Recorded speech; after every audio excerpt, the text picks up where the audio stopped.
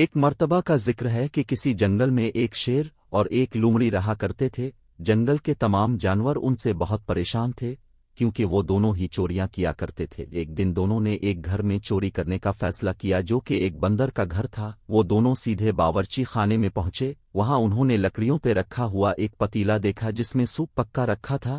ان دونوں نے سوچا کہ موقع اچھا ہے، گھر پر کوئی نہیں ہے۔ پہلے تو شیر نے اچھی طرح سے خوب سوپ پیا۔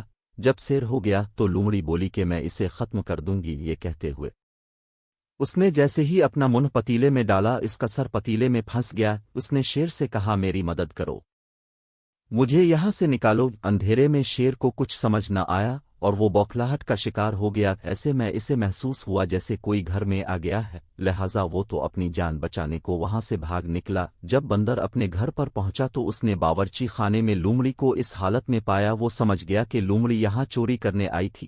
وہ لومڑی کو لے کر بھالو کے پاس گیا اور اس کو سب کچھ بتا دیا۔ بھالو کے دماغ میں ایک ترکیب آئی۔ اس نے کہا اسے یہاں باندھ کر چلے جاؤ۔ یہ سب کچھ شیر چھپ چھپ کر دیکھ رہا تھا۔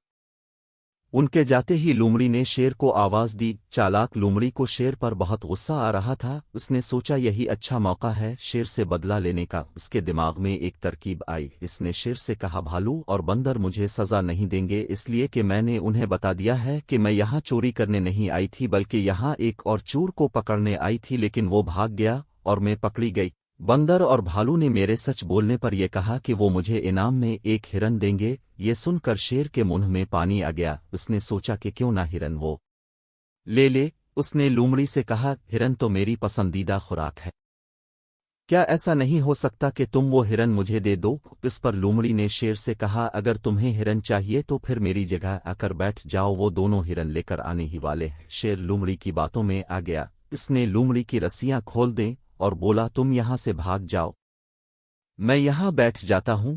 شیر کو لالچ دے کر چالاک لومڑی وہاں سے اپنی جان بچا کر بھاگ نکلی۔ جب بندر اور بھالو واپس آ گئے تو انہوں نے شیر کو لومڑی سمجھ کر اس پر خوب گرم پانی ڈالا اور یوں جنگل کے بادشاہ کو لالچ میں آ کر لومڑی کی چالاکی کی سزا بھگتنی پڑی اور وہ بری طرح چلانے لگا۔ تو پیارے بچوں، اس کہانی سے ہم نے کیا سیکھا کہ ہمیں کبھی چوری نہیں کرنی چاہیے اور نہ ہی لالچ میں آ کر دوسروں کی باتوں پر یقین کرنا چاہیے۔